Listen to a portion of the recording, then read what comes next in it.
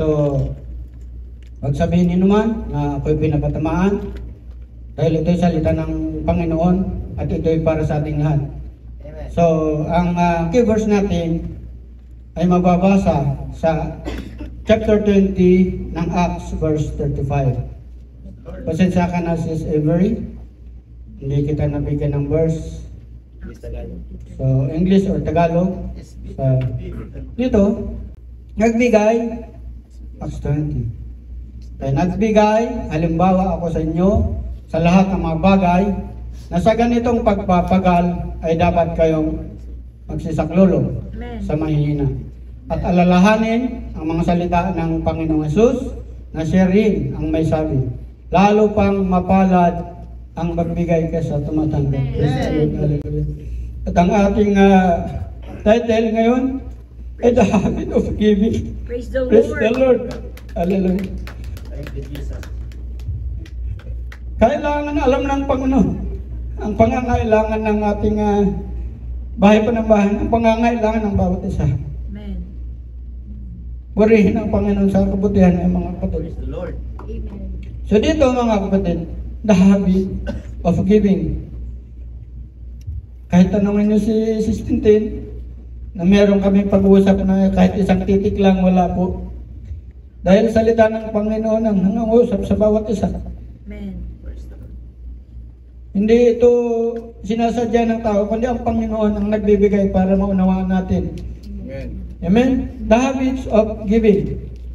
Praise the Lord. Di ba tuwing may okasyon mga kapatid, may mga birthday, may kasal, mga anniversary, mga binyag, meron tayong habit.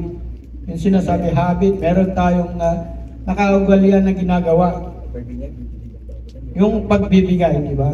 Amen. Amen? So tayo ay nagbibigay. Amen. Amen? So may dalawang klaseng habit, isang masama at isang mabuti. So doon tayo sa mabuti. Siyempre, doon tayo sa mabuti. Sinong pipili ng hindi mabuti Wala. ay hindi sa Panginoon. Amen. Ayon sa Acts 20, verse 35, di ba sabi niya, mas mapalad, mas mabless ang nagbibigay kaysa Amen. tumatanggap. Pasensya na kayo. Ito naman yung pangmalakasan. Sign of, ano na yan? Praise the Lord. So, mas mapalad. Kadalasan mga kapatid, maraming nagbibigay. Pero umaasa ng kapalit. Yes. Amen. So bilang isang Kristiyano mga kapatid, sa realidad yan eh. Kaya kanina, habang nagbibigay ang ating kapatid, sabi ko, Lord, ito, linisin mo yung lips ko, linisin mo yung puso ko, isipan ko. Yung salita mo, hindi kami nag-usap ni Sis Tintin habang nagbigay siya dito. Ang sarap sa pakiramdam na ito yung bigyan ng Panginoon, ito yung pangangailangan mo. So hindi pa man natin hinihingi yung pangangailangan natin, alam na ng Panginoon. Amen. Pero kailangan na ng confirmation, kailangan nating manalangin, kailangan nating idulog sa Panginoon ang Yes. ating mga pangangailangan. Amen? Amen. So gawin nating habit yung panalangin, yung may connection tayo sa Panginoon. Yes. Sabi kanina sa chapter 5 verse 17 ng 1 Thessalonians, di ba? Yung manalangin walang pakit. Gawin nating habit. Ang iyong lingkod man din, hindi dati marunong manalangin, hindi dati marunong magsalita dito. Hanggang hindi pa ako marunong. Pautal-utal, pero sa awa ng Panginoon, naunawaan niyo siguro yung lumalabas sa bibig ko. Kung meron kayong mga, ito, ulitin ko, meron kayong hindi maunawaan, meron kayong narinig na hindi maganda, i-check nyo. Kung meron kayong mga pagdududa, kulang i-check nyo sa Bible lahat. Amen. Yung mga sinasabi ko. Ako'y tao lang din. Sabi na nadadarang natutokso din. Di ba? Nagkakamali tayo. Pero hindi yun lisensya para gawin mo yung Amen. gusto mo. Amen? So, ito yung natin, saglit na lang to kasi nagpaliwanag na niya kanina pa. 2 Corinthians chapter 9 verse 7.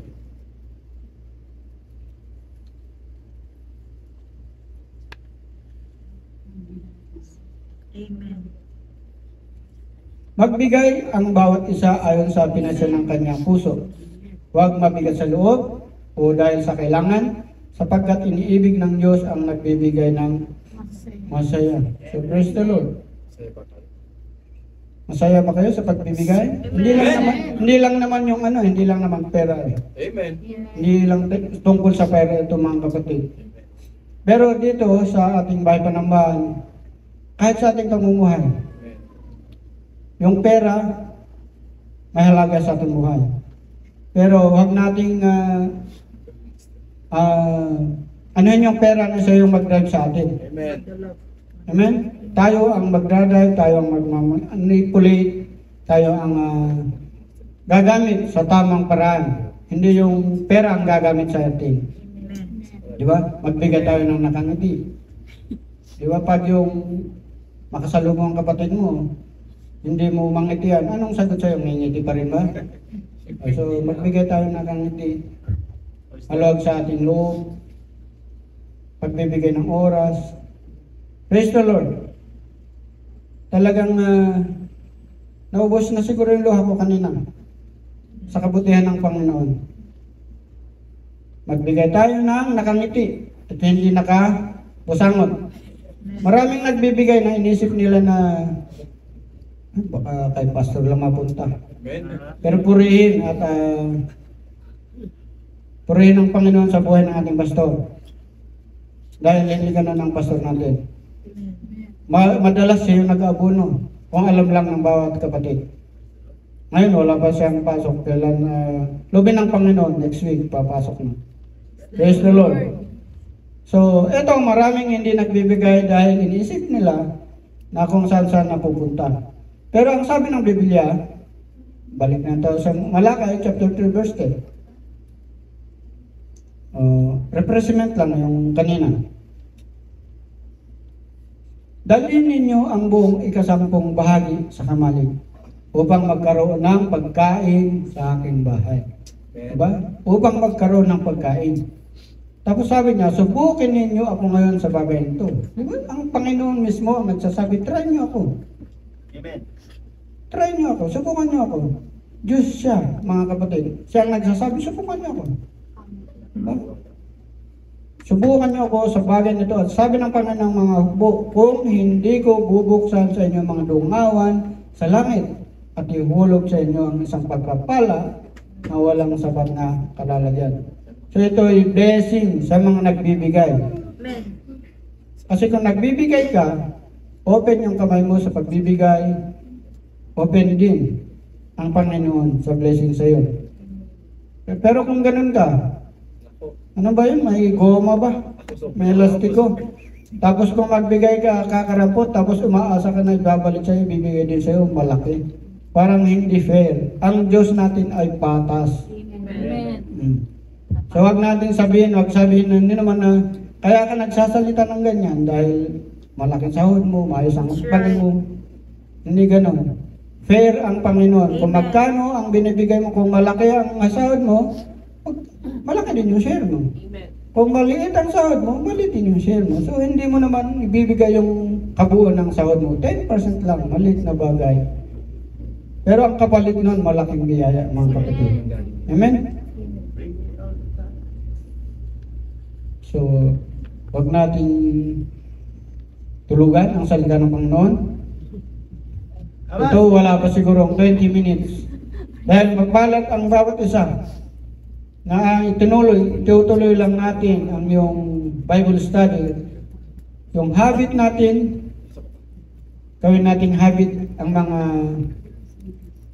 sinabi ng ating Bible teacher. Pero ang unang-una, yung obedience natin, habit ng pagbibigay. Napakapalad natin kung tayo mapagbigay. Sinong nakakaalala sa tatlong astrologers? 3 wise men. Hindi sila tatlong hari. O sa dati nating pinanggalingan, sabi ng tatlong hari. Hindi po sila tatlong hari. Nagbumisita sa Panginoon nung sinilang siya sa Nazaret, sa Bethlehem, sa Sabsaban. Oh. Correct me if I'm wrong. Tatlong pantas, pumunta sila, hinanap nila ang Panginoong Jesus, nakita nila ang bituin, at sinundan nila ito. Nagpunta sila sa Jerusalem at pinagtanong-tanong nila kung saan matatagpuan ang batang isinilang. At kalaunay nagtanong sila kay Haring Herodes na siyang hari ng panahon na yon. At natagpuan nila ang sanggol. Kung mapapansin ninyo yung Bible study kanina, magkadugtong. Ito, Bible study rin. Pumunta sila upang sumamba. Sinong sasambahin nila? Ang Panginoong Hesus, yung pinanganak. Diba? Naniklod sila sa tagapagligtas sa kanilang pagsamba. At nagbigay sila sa Panginoon bilang pagsamba. So nagbigay sila. Yung pagbibigay, yung ginagawa natin sa pagbibigay ay isang act of worship, mga kapatid, sa ating Panginoon. Nagbigay sila ng regalo sa ating Panginoong Hesus. Mga regalo nila, yung ginto, frankincense, and myrrh. So, yung ginto, mga kapatid, ay sumisimbolo sa pagbibigay ng karangalan sa kanyang pagiging hari. Amen? Frankincense, yung pag-acknowledge sa kanyang pagiging Diyos. At yung myrrh ay pagkilala sa paghihirap ng tagapagligtas. So, yung ating Panginoong Hesus ay naghirap, binigay niya. Ito, wag natin sabihin, paulit-ulit naman yung sinasabi ni Brad Sandy. Ito galing sa Biblia. Kaya nga sinasabi ng ating Bible study kanina, ang gamot sa nakakalimot ay paalala. Hindi ba yung Jessic? Ha? Paalala. So, ito tayo sa pagbibigay. Ang pagbibigay natin sa Panginoon ay isang karangalan, isang pribilehyo. Yung, matagal na natin itong naririnig, pero hindi pa natin nasusubukan. Anong binigay ng Panginoon sa bawat isa sa atin? Natatandaan ba natin or meron na tayong amnesia? Pagdating sa ginawa ng kabutihan ng Panginoon, parang walang nakakaalala.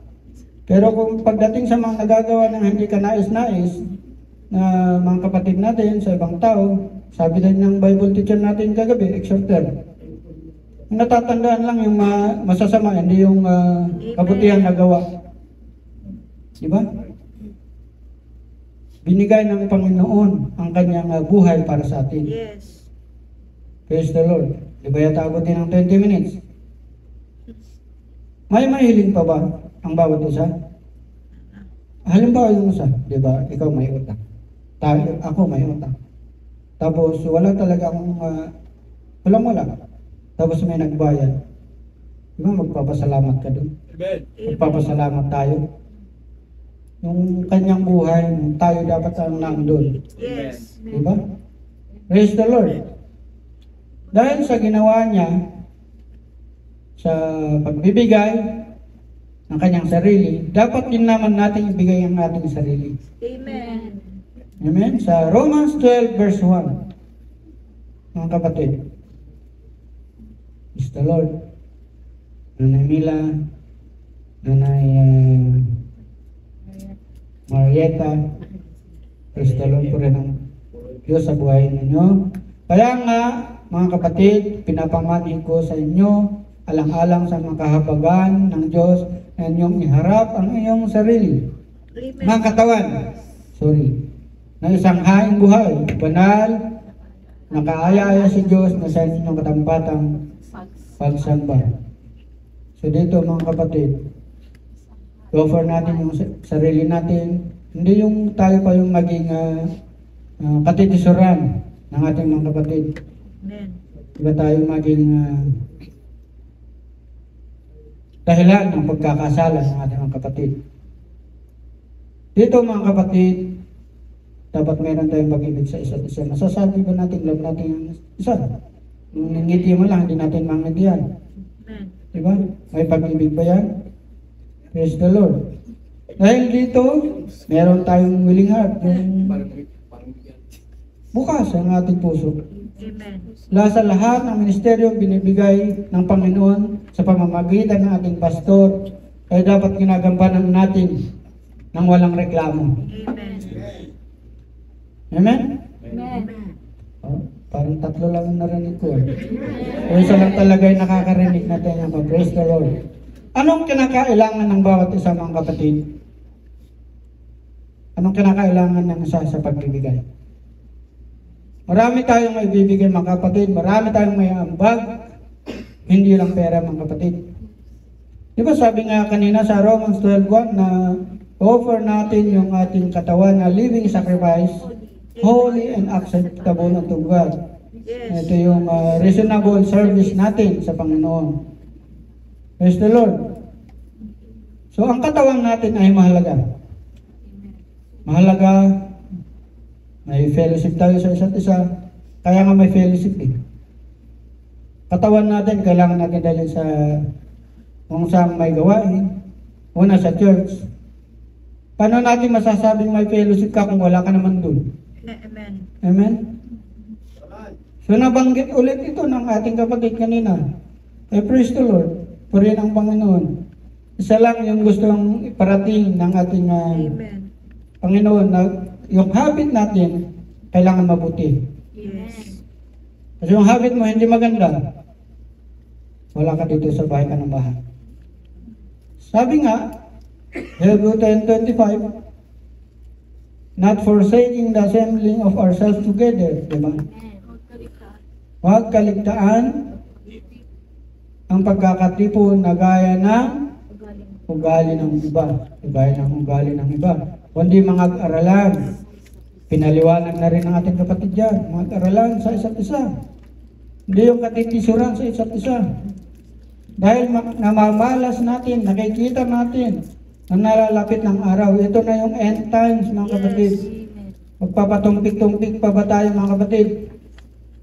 Ang pagbibigay ng oras para sa Panginoon, yung fellowship natin. Amen? Kinakailangan. We must be a part. Kailangan natin maging parte. Kailangan natin maging kasama. Yes. Sa part ng time ang Panginoon. So, kung wala kang time para sa Panginoon, gustuhin mo rin ba walang time ang Panginoon sa'yo? Sure. Kahit hingi ka ng hingi, hindi ka pagbibigyan, wala kang time. Humingi ka lang galing sa labi. Kailangan, sabi nga ng ating exhorter kagabi, kailangan natin maging sincere. Yes. Panalangin, may sinceridad. Amen? Amen. So, dito mo makikita yung kabutihan ng Panginoon, ano pangangailangan ng ating church, mula sa exhorter, sa Bible study, hanggang ngayon isa lang. Amen. Kailangan na magbigay tayo ng time sa ating Panginoon. Ang oras na may bibigay natin, mga kapatid, ay una sa panalangin. Masama banggit na kanina ulit. Amen. Prayer meeting. Pangalawa, pagpunta sa simbahan. Amen. Huwag nating kaligtaan, mga kapatid. Kung gagawa pa tayo ng reason para hindi makapunta sa church. Samantalang humingi ka, walang kabuk-kabuk ang binigay ng Panginoon, ang blessing sa iyo. Lahat. Nung natanggap mo na, parang hindi mo na naalala ang Panginoon. Amen. Amen. Kalimutan na. Diba? Yung Bible study, pag-evangelize, discipleship, kabigyan natin ng time ang salita ng Panginoong Diyos. Sabi ni Apostol Pablo, wala pang 10 minutes, wala pang 20 minutes. Purihin ang Panginoon. Napakahalaga ng kanyang salita, mga kapatid. 1 Timothy, sabi ni Apostol Pablo sa 1 Timothy chapter 4 verse 13. Hanggang ako'y pumarian ay magsikap ka sa pagbasa, sa pangangaral, sa pagtuturo. Amen. Amen. Amen. So magsumikap tayo. Kung meron kang gusto ng isang maabot, kung meron kang gustong makuha, magsumikap ka. Amen. Huwag mong iasa sa pastor. Huwag mong iasa sa iyong kapatid dahil kanya-kanya tayo ng kaligtasan. Amen? Amen. Salamat sa Panginoon. Nakakarinig na yung tenga ko, dalawa. But we will give ourselves continually to prayer and to the ministry of word. Acts chapter 6 verse 4. Yes. So, continually. Parehas din yun ng 1 Thessalonians chapter 5 verse 17 na pray without ceasing. So, Pasensya na ka, nabulol ako. Ang mahalaga, maunawaan natin ang salita ng Panginoon. Bigyan tayo ng spiritual understanding pang ating maunawaan ang kanyang salita. Ito, bigay natin ang ating tithes. Sabi dito kanina, ang pagbibigay ng oras sa Panginoon. Diba? Number 1, ano ang kinakailangan sa bawat isa sa ating pagbibigay? Bigyan natin ang oras sa Panginoon. Number 2, bigay natin ang ating tithes. May natuturet, diba? Kanina, pinaliwanag, napakaganda ng pagpapaliwanag ng ating Bible teacher kanina. Ang pinakamalaking biyaya ay ibigay natin ang ating tithes. Hindi man natin maramdaman dito, pero mararamdaman ng ating pamilya ang blessing, ang kapalit. Amen. Amen? Amen. Amen. Pinagpala tayo ng Diyos, sobra pa sa inaakala natin. Ito din yung kagabi. Bigyan tayo ng pagpapala para sa pangangailangan ng ating pamilya. Ito ay sapat para ibalik ang para sa Diyos. Sabi kanina ating Bible teacher, return, bring back. Parang natututo mag-English. Thank you, Lord. Para sa pagsamba natin sa Kanya. Yung pagbabalik natin ng para sa Panginoon ay act of worship ng bawat mananampalataya sa ating Panginoon. Hindi lang triple, mga kapatid, ang natatanggap natin ng blessing sa pagbibigay sa Panginoon. Kasi kung bibilangin ninyo, makikita ninyo, halos hindi na mabilang ang kabutihan ng Panginoon para sa atin.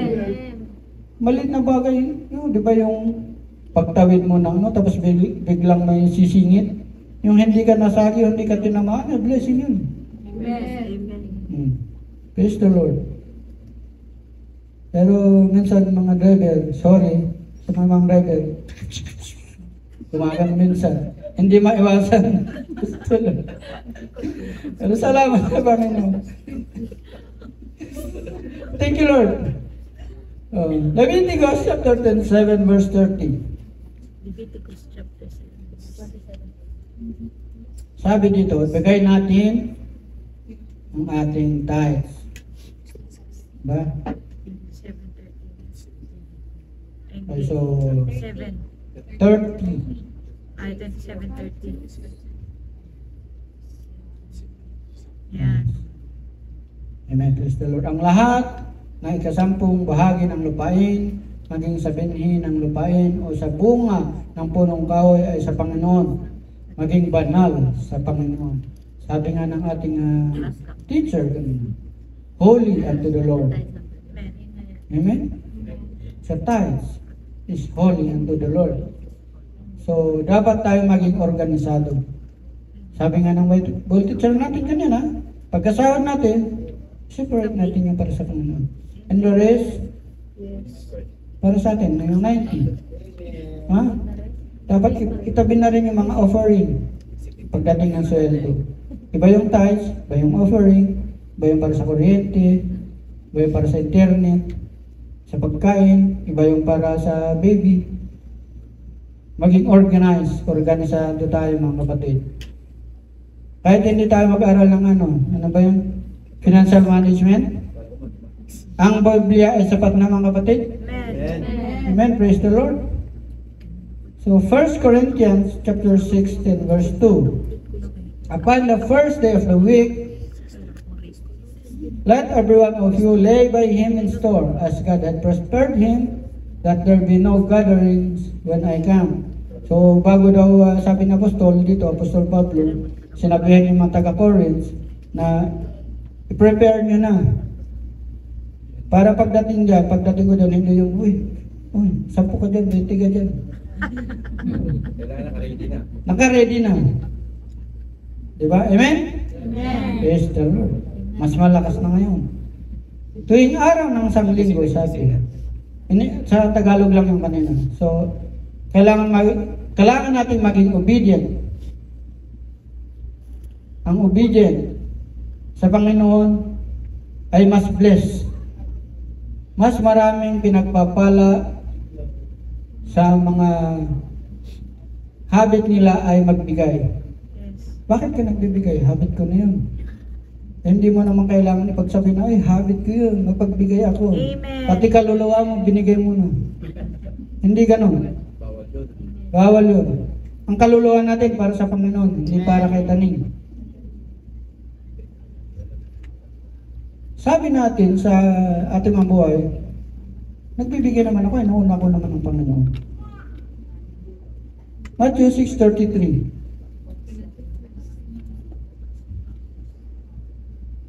Datapot, hanapin muna ninyo ang kanyang kaharian at ang kanyang katwiran at ang lahat ng mga bagay nito ay pawang idaragdag sa inyo. So dito mga kapatid, marami na nakamemorize nito mga kapatid. Marami na nakakaalam nito. Unahin, kahit sa kahit anong platform yan, unahin ang Panginoon sa lahat ng ating mga ginagawa. Pero yung pag-uuna mo, ito para sa Panginoon. Unahin natin Panginoon. Pag sumahod, hindi na mauna ang Panginoon. Inuuna na yung pambili ng cellphone. Kalimutan na. Yeah? Pambili ng earphone. Kailangan ng iPad. Diba? Amen. Praise the Lord. Wala naman sigurong ganun dito sa ating bahay panambahan. Di ka Isa lang sure. sumagot. Praise the Lord. So dito mga kapatid, unahin natin, gawin nating habit ang pagbibigay. Amen. Wag nating tingnan na ito pa ulit-ulit na natuturete na ako. Dati nung ako ako bago, nung ako hindi rin masyadong nakakaunawa, lagi akong natuturete sa Acts 2:38. Pag nagba-Bible study kami, Papa, Acts 2:38 na naman. Acts 2:38 na naman. Yung pala yung mensahe, Ebanghelyo ng Panginoon. Amen. Dahil ako'y makakalimutin, yun siguro pa ulit-ulit na binibigay ng Panginoon. Pag-remind sa akin. Katulad ngayon naman dito sa atin ngayon, pag-remind sa atin na gawin nating habit ang pagbibigay para sa Panginoon. Amen. Amen? Tingnan natin yung Bible study. Habit. Amen. Alam ng Panginoon ang pangangailangan ng kanyang anak. Yes. Amen? So, maging sincere tayo sa ating panalangin. Kahit na hindi man 5 minutes, kahit 2 minutes lang kung talang sincere ka, makakaabot sa Panginoon yun. Amen? Honor the Lord with thy substance. Proverbs chapter 3 verse 9. Amen. Parangalin mo ang Panginoon ng inyong tinatangkilik at ang mga unang bunga ng lahat mong ani. So, sinasabi dito, honor, parangalin. I-offer mo sa Kanya yung first fruit, yung first class, yung kakaiba talagang walang, kumbaga dun sa bunga ng kamatis ay walang batik-batik na walang dumi, walang sira. Kinakakinis. So, first class. Unique. Talagang, kumbaga sa hayop, yung walang sakit. Hindi yung puro buto nakikita mo, di ba? At least malusog. Parang sa ating kinikita, first, separate natin. Panuulit na natin yun, mga kapatid. Acts chapter 11 verse 29.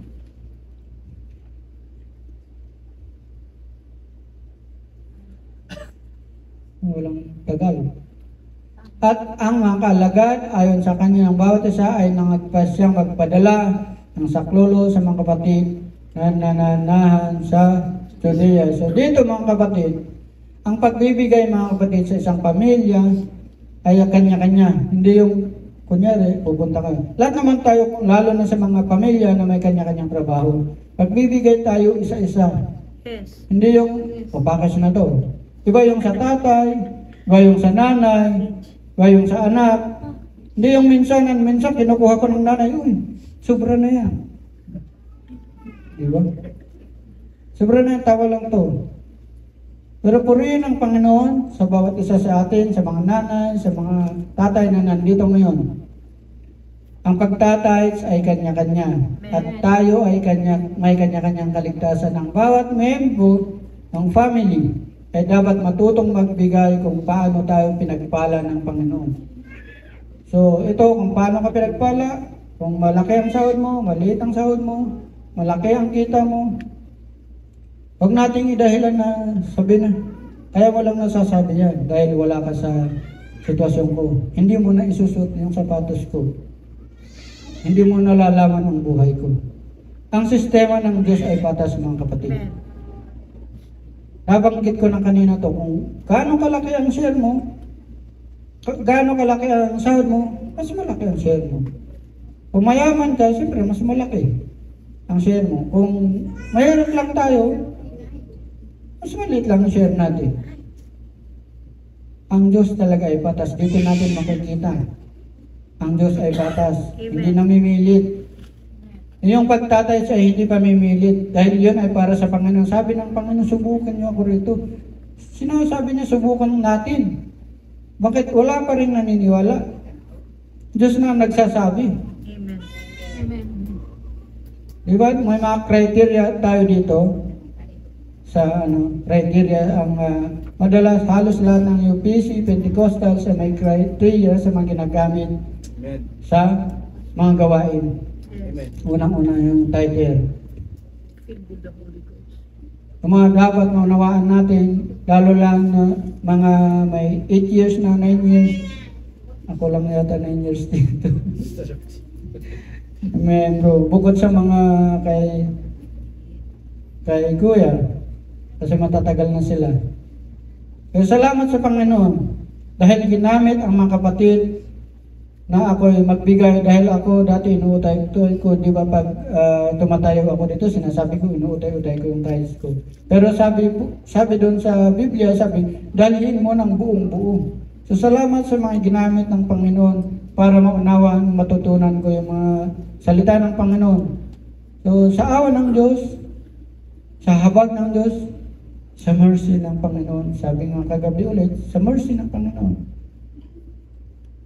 Nandito ako ngayon sa trabaho mo na ganito at maraming salamat sa ginagamit ng Panginoon. Na nakuha ko yung trabaho ko na ito at ako nagpapasalamat at nagpapasalamat din ako sa privilege na ako makapagbigay. Amen. Hindi ko sinasabi na, uy ganito ako, ganyan. Iyon ay ayon sa Bible, sabi ng Panginoon. Sabi ng Bible dito, sino yung kaunahan ang nag-tithe sa Biblia? Abraham. Abraham. Thank you, Lord. Marami pang nagbabasa ng Bible. Yung nag-tithe siya kay Melchizedek. Praise the Lord. So, hindi sinasabi. Maraming mga nag-preach sa ibang platform na ang pagbibigay ay kasalanan. Hindi po totoo yun. Amen. Gusto lang nilang ng maraming member. Pero dinadaan din nila sa ibang paraan. Amen. So hindi man nila sinasabing tithes pero magkakaroon ng mga donasyon. Ilang beses ka mag-donate sa isang buwan. Doon yung pagtitwist ng salita ng Panginoon, hindi nila tinuturo kung ano yung talagang nasa Bible. Anong tama. Dahil ayaw nilang umalis yung mga member nila. Amen. Maraming mga nagtuturo talaga ng may narinig ako, kilala pa naman. Ang turo niya, kasalanan ang magbigay, ang mag-tithe. Hindi po totoo yun. Bible na po ang nagsasabi. Ultimo ang Panginoong Jesus. Sabi, naparito ako.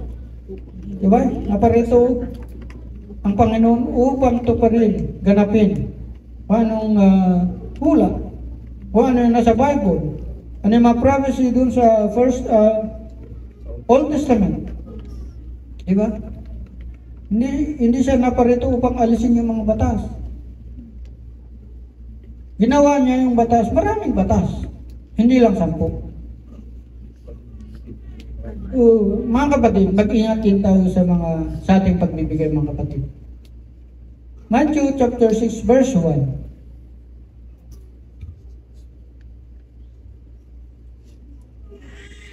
Ingat kayo na huwag magsigawa ng katwiran sa harap ng mga tao. Amen. Upang kanilang makita sa ibang paraan ay wala kayong ganti ng inyong Ama na nasa langit. So, dito mga kapatid, walang masamang magbigay ka sa oras ng pangangailangan. Pero kung tinsin mo magbigay ka para ipakita na ikaw ay maraming pera, Amen. upang ipakita na ikaw lang ang nakakapagbigay ng ganong halaga, yung intention mo hindi maganda, hindi ka sincere sa pagbibigay sa Panginoon. That's right. hindi rin katanggap-tanggap sa Panginoon yan, mga kapatid. Dapat yung ginagawa ng iyong kamay ay hindi na malaman ng iyong isang kamay. So hindi na kailangan natin ipagsabi, eto, natulungan ko sa ganito. Humingi ng tulong sa ganyan, natulungan ko. Puro ako.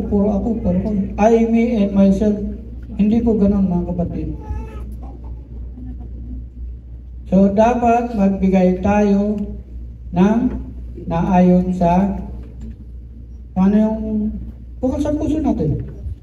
Hindi dahil sa nangangailangan. Matthew chapter 6 verse 3 hanggang 4.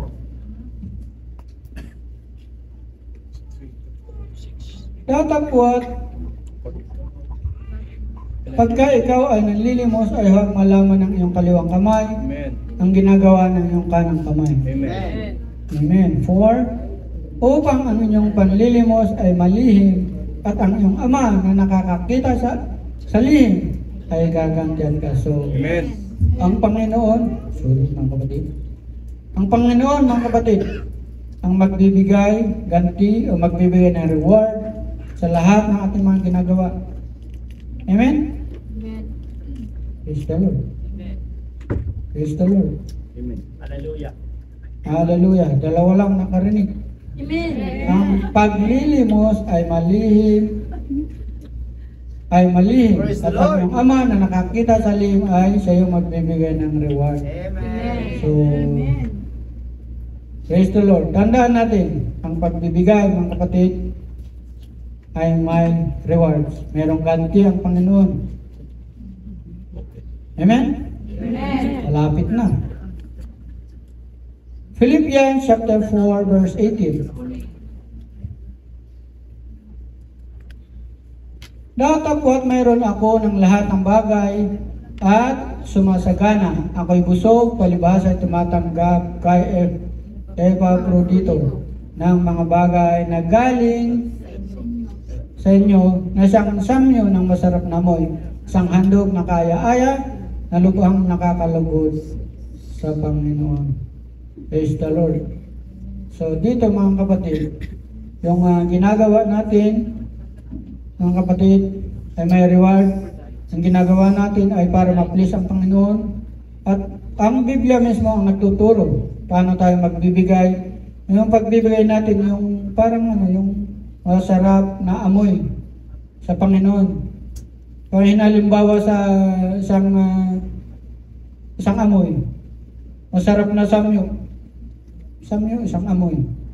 So yung nakakalugod sa Panginoon, yun ang tinuturo ng Bible na yung ginagawa natin na hindi natin kailangan ipagkalat, paalam. Amen. Maraming nagsasabi, mga kapatid, na masyadong malaki 10%. Di ba? Pero kung makikita natin 10%, maliit lang. Para sa Panginoon. Yung maliit na 10%, yung 10%, siyempre kung ano yung sahod mo, 1,000, so 100 lang. Pero kung susubukan natin ang Panginoon, yung 100 na yun, yung pambili mo nga lang ng Q-Tex Diba? Pambili ng mga foundation sa mukha, mahal. Pambili ng mga tsinelas, Lord. mamahalin pa. Tapos nawala ang kapares, di wala nang walang silbi. Kung bigay natin sa Panginoon, ang para sa Panginoon. Amen? Amen. Mas pagpapalain tayo, mga kapatid. Pwede natin gamitin lahat ang kinikita natin. Pero yung pagpapala natin, hindi naman tayo pagpapalain kung pati yung sa Panginoon sasaklawin natin, gagamitin natin. Mas maganda yung ibigay natin para sa Panginoon, may blessing. Hindi lang ikaw ang makinabang, pamilya mo. Maliit na bagay, hindi natin nakikita yun, pero mararamdaman natin. Kasi yung nakikita ng mata, ay hindi mo matutubusan yung ginagawa ng Panginoon, yung pagliligtas pa lang sa'yo, pagbaba mo ng hagdanan, hindi ka natapilok. Diba kahit nadulas ka, hindi ka natapilok. Biyaya na yun, mga kapatid. Amen. Kung natapilok ka, nagkaroon ng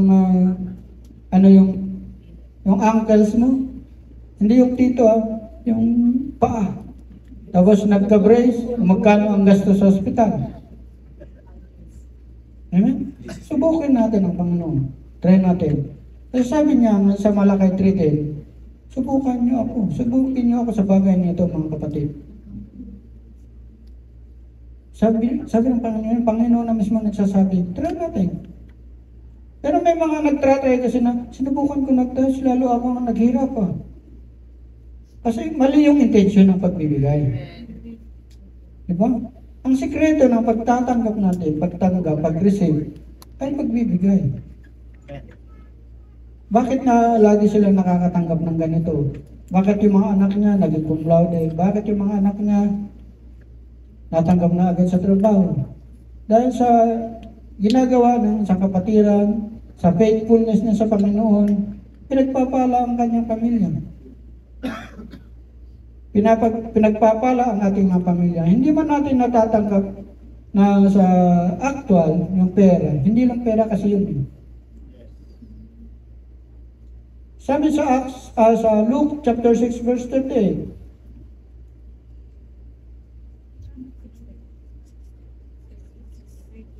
Luke 6 verse 38. Chapter 6 verse 38.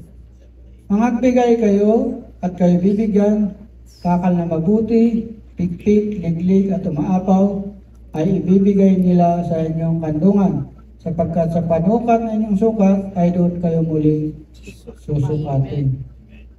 So amen. So dito, kung ano yung binibigyan natin sa ating mga kapatid, kung ano yung ginagawa natin sa ating mga kapatid, ay ganoon din yung binibigyan natin sa Panginoon. Lalo na sa mga kapatiran natin. Alam natin na mas nangangailangan. Diba? Bigay natin, bigyan natin. Tingnan nyo kung magbigay ang Panginoon. Diba? Puno na, nililiglig pa. Yes. Nung wala na paglagyan, talagang punong-puno, umaapaw. Salita ng Panginoon mismo nagsasabi. Amen. Kung ano yung binigay mo, diba? Kung ano yung sukat, doon ka rin susukatin. Kung anong sukat ng binigay mo, kung gaano karami, yun din ang bibigay sa'yo. Mas siksik pa. Liglig. Kaya kung magtatanim tayo, mga kapatid, damihan natin.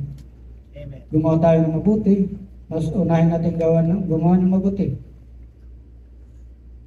Siyempre, kung gagawa ka ng hindi maganda, uwaasa kang gagawan ka ng mabuti. Unfair naman yun, mga kapatid.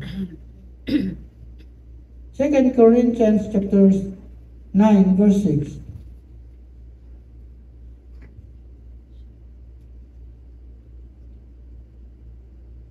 Kahit takwat, sinasabi ko, ang nag-aasik ng bahagya ay nag-aani namang bahagya na.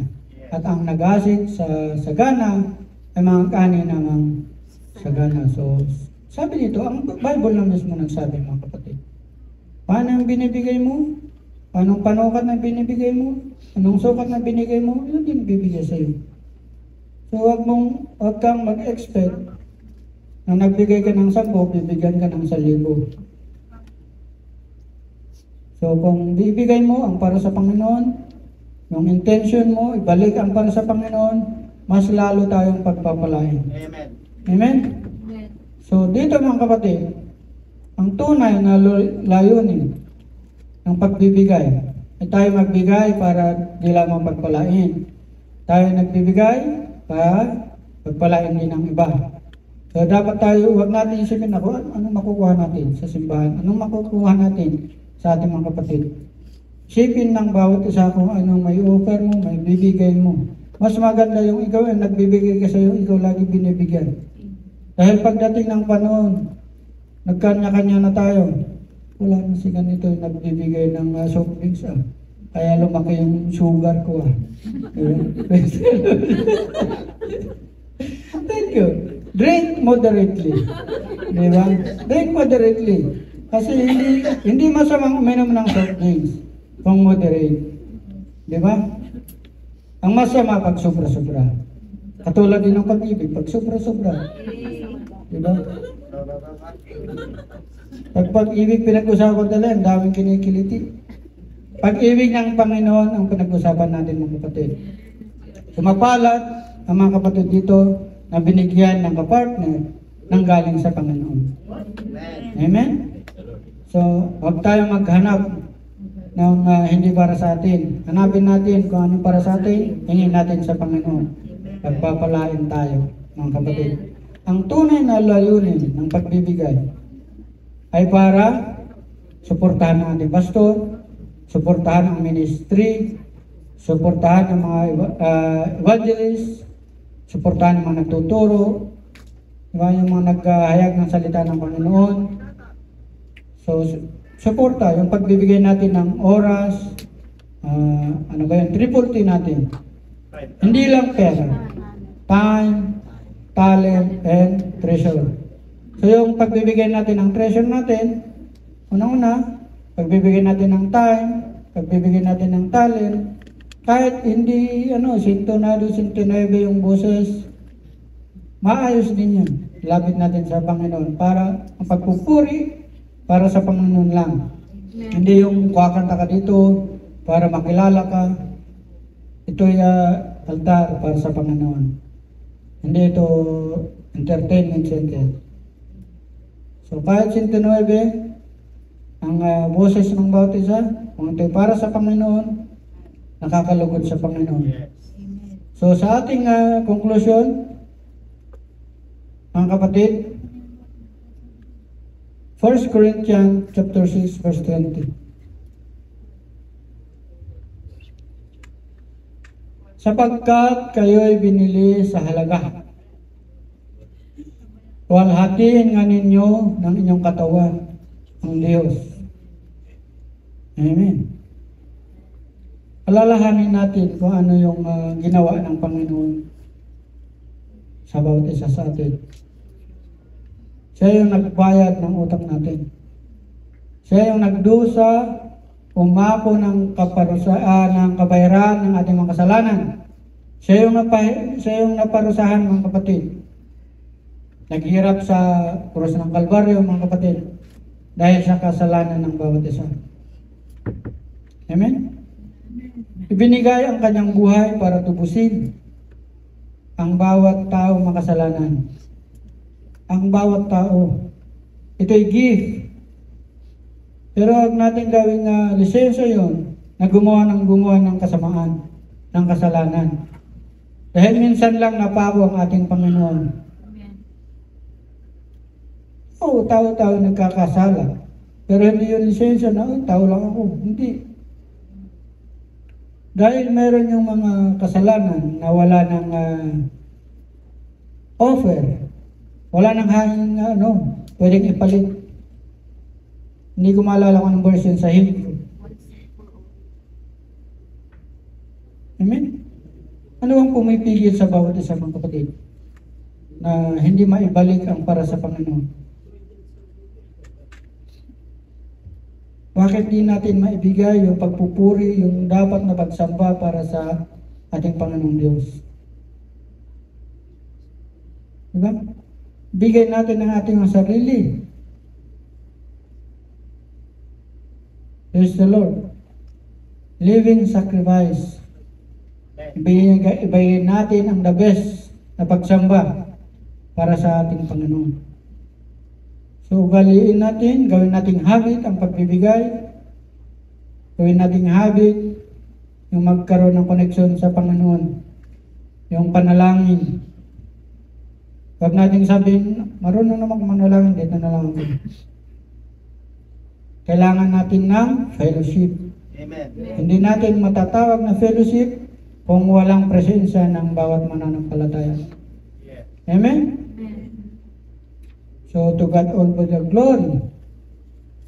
The glory only belongs to God, mga kapatid. Praise the Lord. God bless us all.